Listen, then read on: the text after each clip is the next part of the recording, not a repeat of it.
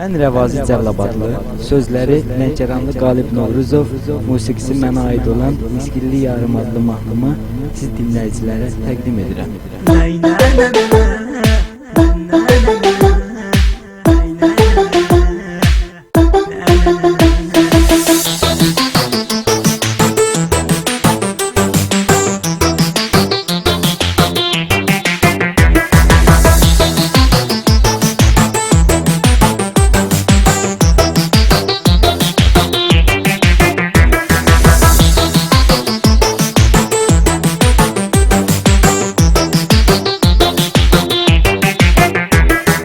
Miskilli yarım, gel seni alım, seni görünce severen yarım.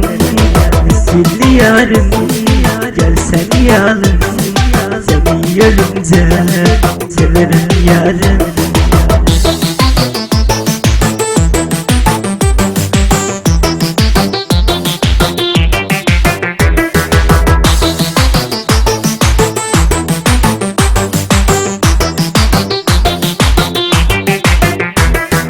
Geldi mehemden ölüme sirdaş, yanaklar elvan, dudaklar gülşen, gözleri miskin, miskinli yarım.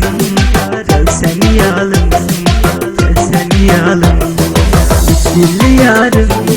Gel seni alım, seni görünce severen yarım. Miskinli yarım, gel seni alım, seni görünce severen yarım.